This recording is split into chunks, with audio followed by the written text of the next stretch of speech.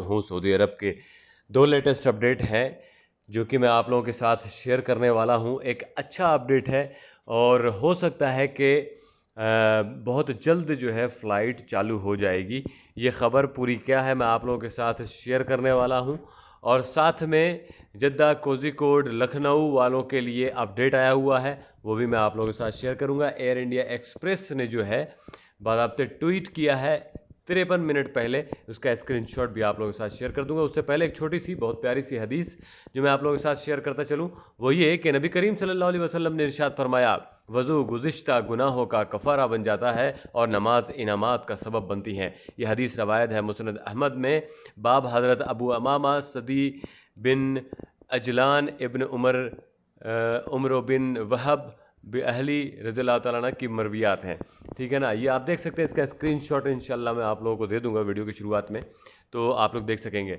सबसे पहले मैं आप लोगों के साथ शेयर कर देता हूं कि भैया जद्दा, कोझिकोड, जद्दा, लखनऊ का क्या कहानी है। तो कहानी ये है कि ये फ़्लाइट जो है जद्दा से कोझिकोड जाने वाली है, वो भी 15 और 17 जुलाई को रवाना होगी।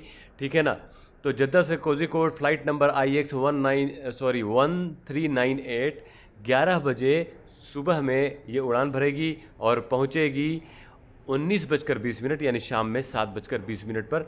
और ये ऑपरेशन का जो डेट है वो है थर्सडे और सैटरडे। जद्दा से लखनऊ के लिए फ़्लाइट नंबर 1198, ठीक है, और ये सुबह में 11:20 पर उड़ान भरेगी और पहुंचेगी 7:30 बजे शाम में। फ्राइडे और सैटरडे को ये फ़्लाइट का दिन मुकर्रर किया गया है। फ़्लाइट के जो किराए हैं वो 1300 रियाल से स्टार्टिंग है, बुकिंग ओपन है। आपको इसका स्क्रीनशॉट दे दूंगा, पहले भी बताया था लेकिन शायद इतना डिटेल में ना बताया हो, इसलिए अभी जो है मैं आप लोगों के साथ शेयर कर रहा हूँ। उम्मीद करता हूँ कि आप तमाम हज़रात इसको ज़रूर पसंद करेंगे। अब चलते हैं उस खबर की तरफ जो मैं आप लोगों के साथ शेयर करना चाहता हूँ। ये एक वेबसाइट है जिसका नाम है द national.news.com। उस पर छपी खबर के अनुसार इस खबर को जो है ये 13 जुलाई 2021 को आई है। रोरी रेनॉल्ड्स ने इस खबर को जो है प्रकाशित किया है, लिखा है। क्या है खबर, मैं आप लोगों के साथ बताता हूँ कि वरिष्ठ भारतीय अधिकारियों ने अपने खाड़ी देशों के साथ भारत से क्षेत्र के लिए उड़ानों पर कोरोना वायरस प्रतिबंध हटाने पर चर्चा के लिए मुलाकात की है। विदेश और संसदीय मामलों के राज्य मंत्री वी मुरलीधरन ने, जो कि दूसरे और खाड़ी देशों और अरब दुनिया से जो संबंधित है उसके भी मंत्री हैं, उन्होंने यात्री उड़ानों को फिर से शुरू करने की दिशा में उठाए गए कदमों पर चर्चा करने के लिए खाड़ी में भारतीय राजदूतों के साथ बैठक की। यूएई राज्य समाचार एजेंसी वैम ने शनिवार को घटनाक्रम की सूचना दी। खाड़ी में लगभग, यानी कि GCC देशों में, खाड़ी का मतलब यही है, लगभग 8.5 मिलियन भारतीय निवासी हैं, जिनमें से सबसे बड़ी आबादी लगभग 3.4 मिलियन है जो कि संयुक्त अरब अमीरात में रहते हैं। आगे उन्होंने एक स्टेटमेंट दिया कि हमें उम्मीद है कि भारत में कोविड-19 की स्थिति में व्यापक सुधार के साथ, यानी कि एक बहुत बड़े सुधार के साथ, देश भारत से यात्रा पर, यानी कि दूसरे और तमाम जो देश हैं वो भारत से यात्रा पर जो पाबंदी है उसमें ढील देंगे, ये उनका कहना है। आगे उन्होंने कहा कि यूएई ने अप्रैल से भारत के यात्रियों को प्रतिबंधित कर दिया था, बैन कर दिया था, जब कोविड-19 की तीसरी लहर भारत के शहरों में आई और अत्यधिक जो है संक्रमण, यानी कि केसेस जो है डेल्टा कोरोना वायरस के उभर कर आए। एक चरण में एक वक्त ऐसा आया कि रोज़ाना 3 लाख से 4 लाख नए मामले सामने आए।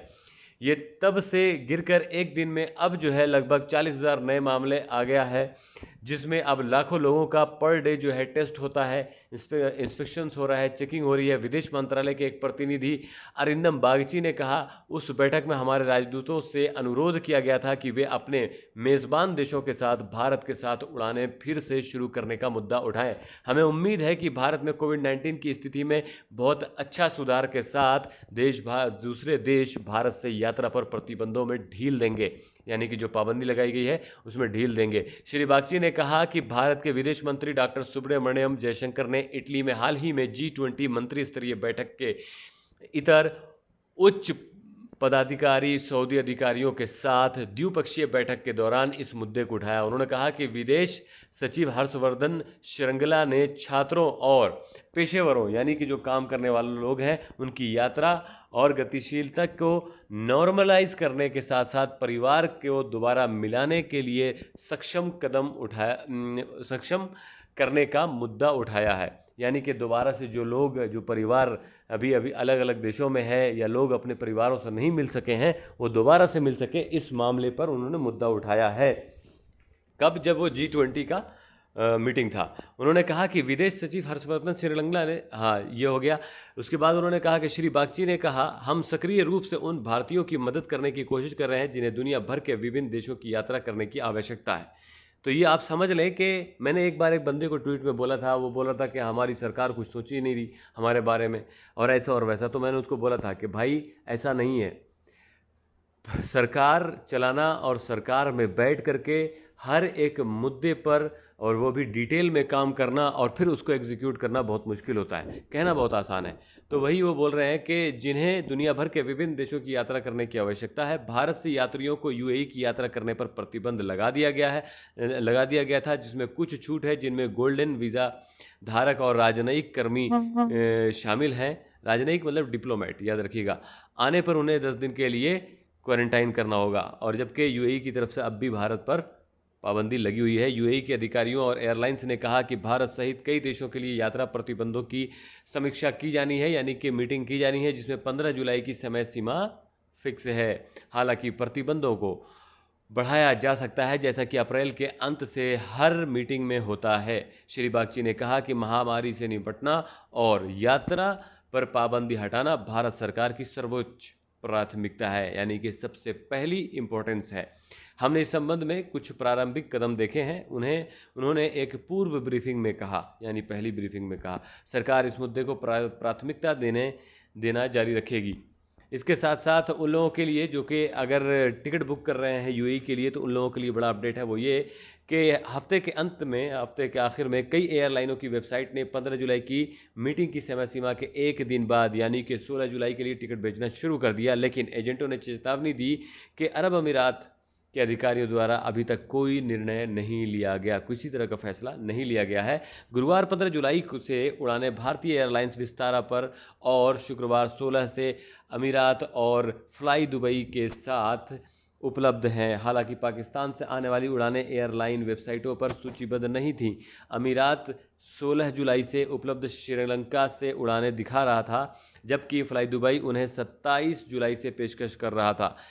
दिनेश उत्तवानी जो कि एक ट्रैवल एजेंट है मुसाफिर.com पर, उन्होंने कहा कि यात्रियों को अब बुकिंग कर सकते हैं, लेकिन गारंटी नहीं दे सकते कि पाबंदी हटा दिया जाएगा। उन्होंने कहा बुकिंग खुलने का मतलब ये नहीं है कि तब तक प्रतिबंध हटा दिया जाएगा। लोग चाहें तो बुकिंग कर सकते हैं, लेकिन इसकी गारंटी तभी दी जाएगी जब आधिकारिक रूप तौर पर, यानी कि हम जिसे अगर बोलें कि ऑथेंटिसिटी जिसे हम बोलते हैं, ऑफिशियली तौर पर घोषणा करेंगे कि प्रतिबंध हटा दिया गया है। तब तक गारंटी देना मुमकिन नहीं। तो ये पूरा अपडेट था आप लोगों को इसलिए क्योंकि बहुत ज़्यादा लोग हैं जो इस बात की फिक्रमंद हैं कि आखिर हालात क्या होने वाले हैं, क्या फ़्लाइट खुलेगी भी या नहीं खुलेगी। तो उस हवाले से ये पूरा अपडेट है जो मुझे लगा आप लोगों के साथ ज़रूर शेयर कर देना चाहिए। मिलता हूँ फिर एक लेटेस्ट अपडेट के साथ, तब तक के लिए अस्सलाम वालेकुम, दुआओं में।